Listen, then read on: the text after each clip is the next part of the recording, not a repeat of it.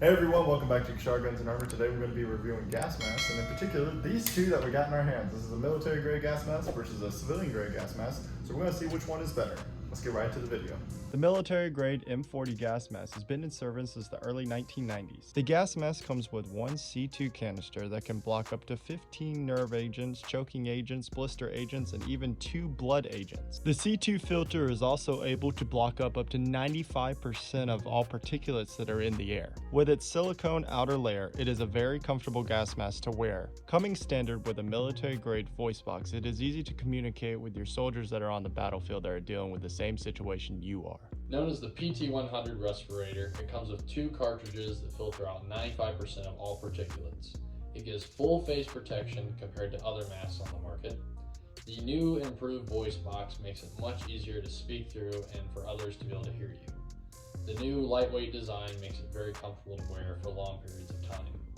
Most importantly, it's fog proof, so you can wear it without having a really crappy day. It's perfect for exposure to chemical agents and industrial vapors. However, it is not rated for radiation. Alright, so now we're going to be talking about the impressions of these gas masks. So right here we have the military grade M40 gas mask.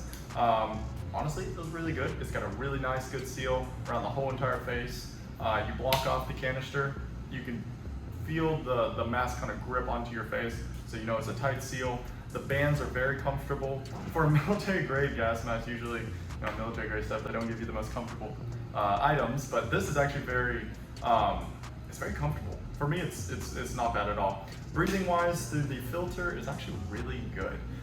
Didn't really expect that one, considering it's a gas mask, you're kind of limited on breathing, but the fact that you're able to breathe just fine through this single filter is remarkable. Now Skyler's civilian grade gas mask, which we're going to go over right after this, you can even breathe through it even better. So another cool thing is it's got the voice box right here. You can speak through it and actually communicate with your partner or whoever. That's another cool thing, but overall, had a really good experience with this gas mask. Not the best visibility when it comes to the eyes, but looks kind of cool, doesn't it? So I think that's it on this. I give it a thumbs up. This is an absolutely amazing gas mask. But yeah, I think we should go on to Skyler's. Let's go right now. My mask, the civilian model here, got it off of Amazon. This one feels great.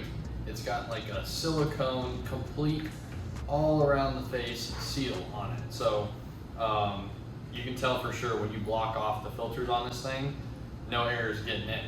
So obviously, do that the whole time. It just tells you this is a really good full tight seal on it. So you got a full panoramic thing that I can feel and see. It's a lot better because if you need to drive, man. So I really love being able to see a lot wider view with it. The breathability is pretty dang good with this thing. It's first, if you never had a gas mask on, it's very weird. But once you get past that initial stage, I feel pretty good with this thing. I've tried Sean's on. I don't know, I kind of like this one a little bit better. It seems like I get more air. Maybe it's just me being biased, but definitely feels better. It's a voice box. People can hear you a little bit better through this. So it's kind of got its own little voice box there. Definitely not ready for camera, so that's why we're not talking with this on here, but it's definitely good to try and talk to other people around, so I appreciate that. Okay, so in conclusion, both of these gas masks are absolutely amazing for their own reasons. It all comes down to really 3 big topics. Number 1 is, why do you need the gas mask?